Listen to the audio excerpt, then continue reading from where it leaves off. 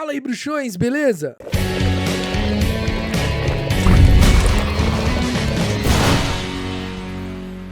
Tá chegando agora aqui no Caldeirão Furado? Então ó, deixa de ser trouxa, se inscreva, ativa as notificações pra você ficar por dentro de tudo que rola por aqui. E não esquece que você pode se tornar um membro aqui do Caldeirão Furado e assim ter acesso a benefícios exclusivos, como selos que vão ao lado do seu nome, emojis pra você usar nos comentários dos vídeos, ou então você também pode contribuir através do botão valeu e assim o seu comentário fica em destaque entre os demais. Você também pode mandar sua pergunta pro Papo Furado Colaborativo, o link tá aqui na descrição ou o QR Code na tela. Mas se você não pode ajudar dessas formas, saiba que o seu like, o seu comentário, o seu compartilhamento tem tanta importância quanto. Então muito obrigado. Últimas vontades de Albus Percival Wulfric Brian Dumbledore. A Ronald Weasley deixa o meu desiluminador, na esperança de que se lembre de mim quando usá-lo. Albus Dumbledore era um bruxo bem misterioso. Muitas de suas ações pareciam não ter resposta, e sim gerar mais perguntas ainda. Como o próprio Ministério da Magia questiona, se Dumbledore tinha milhares de alunos, por que ele deixou um desiluminador, que era uma peça completamente rara, única no mundo, feita pelo próprio Dumbledore, pro Ron Weasley? Eles tinham que ter algum vínculo para isso. O desiluminador era um objeto que se assemelhava muito a um isqueiro prateado, só que quando acionado, ao invés de emanar luz, ele tirava, sugava a luz dos locais. E quando era acionado de novo, ele devolvia essa luz. Ele era realmente único. E ele também tinha até algumas funções mais secretas que só o Dumbledore sabia. Todos os bens de Albus Dumbledore foram deixados para Hogwarts, exceto os que ele deixou em testamento para Harry, Ron e Hermione. O resto, toda a sua biblioteca particular, todos os artefatos, tudo ficou para Hogwarts. Num primeiro momento, a gente não entende por que o Dumbledore deixou aqueles objetos para eles. Mas, ao longo da história, tudo vai se encaixando. Ele deixou o livro, os contos de Beedle, o Bardo, para Hermione, porque ali tinha o conto dos três irmãos, que estava relacionado com as relíquias da morte, deixou um símbolo ali que a Hermione seria capaz de decifrar, e com certeza ela não descansaria até descobrir o que aquilo significava. Ele deixa o pomo de ouro pro Harry, também com uma inscrição que é um certo tipo de enigma, eu abro no fecho, sabendo que somente o Harry seria capaz de desvendar aquilo, porque quando o Harry descobre tudo, ele entende que precisa se entregar, ele fala pro pomo, estou prestes a morrer, e então o pomo se abre revelando a Pedra da Ressurreição, que naquele contexto servia unicamente para o Harry ter a companhia dos seus entes queridos naquele caminho tão difícil até a morte. E para o Ron, ele deixa o Desiluminador, que faz com que ele encontre o caminho de volta depois de ter ido embora. O Desiluminador, que foi deixado por Ron, parece o mais simples, afinal não tinha nenhum enigma, não tinha nenhuma frase para ser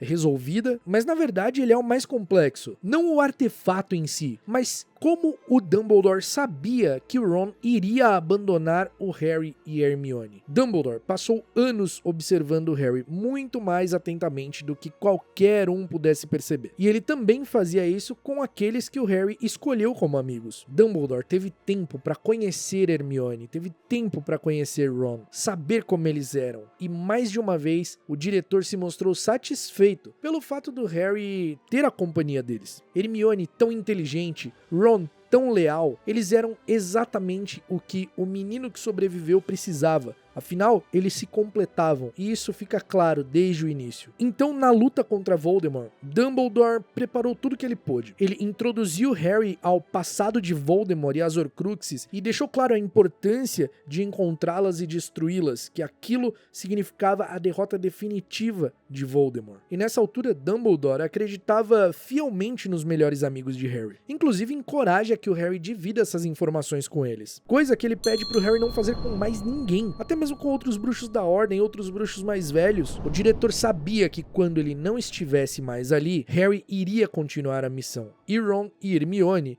com certeza estariam ao seu lado. E ele estava certo. Por isso, em seu testamento, Dumbledore considerou os pontos fortes e fracos, tanto de Harry, quanto Ron, quanto Hermione. No caso do Ron, o Dumbledore reconhecia que sua lealdade era sua maior força. Porém, como um legítimo grifinório, o Ron era bem estourado, bem cabeça quente. E ele sabia que poderia acontecer alguma tomada de atitude errada da parte de Ron. Ele sabia que, levado a uma situação extrema, como seria aquela jornada pela busca às Horcruxes, que não seria algo fácil, Ron poderia ser colocado à prova. E é exatamente o que acontece. acontece? O Ron acaba passando um tempo sob a influência da Horcrux e isso afeta ele muito mais do que aos outros. E em meio a uma briga ele acaba indo embora. Mas se engana quem pensa que Dumbledore tinha só um palpite disso, que ele pensou que poderia acontecer e por isso deixou o Desiluminador com Ron. Não, ele sabia exatamente o que ia acontecer. Ele sabia perfeitamente o que estava fazendo. Entre os três, o Ron era o único que não havia feito um sacrifício real, um grande sacrifício. Ele era extremamente leal, o Ron era extremamente leal, se provou um verdadeiro amigo,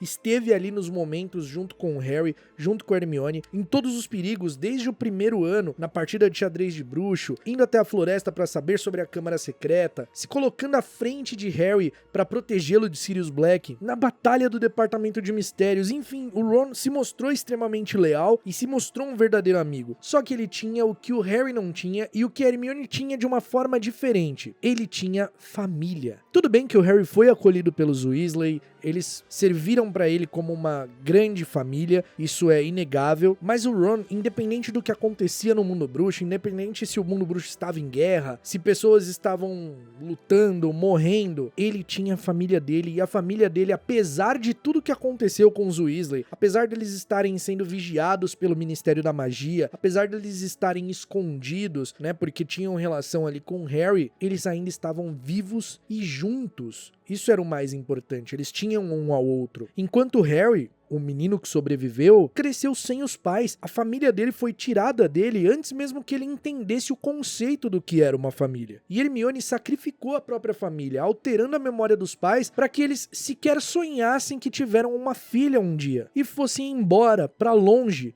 para protegê-los, já que eles não tinham como se defender daquele regime que estava se instaurando no mundo bruxo, e que com certeza eles seriam vítimas, porque Hermione tinha relação com Harry, então com certeza iriam atrás deles. Então entende como é forte a diferença? O Ron, apesar de estar ali, apesar de ser leal, ele não teve algo realmente sacrificado. O Harry, de certa forma, estava destinado a morrer, ele estava marcado para a morte, ele teria que enfrentar o Voldemort. E a Hermione era uma vítima direta daquele sistema, porque os Weasley, apesar de serem considerados traidores de sangue, eram bruxos puro sangue. E a Hermione era uma nascida trouxa. Nascidos trouxas estavam sendo mandados para Azkaban. Muitos morreram, inclusive. Apesar do coração gigantesco do Ron e de sua lealdade, aquela jornada seria muito mais difícil para ele do que era pro Harry e pra Hermione. Era muito difícil para ele não estar no conforto que ele sempre teve em sua casa, com comida boa, com a sua mãe fazendo de tudo para ele, tanto que ele reclama em vários momentos da comida que eles estão conseguindo ali, compara com o jeito que a mãe dele fazia, enfim, porque apesar de tudo ele sempre tinha a família dele, mesmo com a Câmara Secreta aberta em Hogwarts com vítimas, mesmo com Voldemort tentando roubar a Pedra Filosofal, mesmo com Sirius Black escapando da prisão, mesmo com o retorno do Voldemort, mesmo com a batalha do Departamento de Mistérios, ele ainda tinha a sua família, o conforto, isso não mudava. Nesse cenário aqui, isso muda, de repente ele é forçado por sua lealdade, ninguém obriga ele a ir. Ele vai por conta de sua lealdade. Só que ele percebe que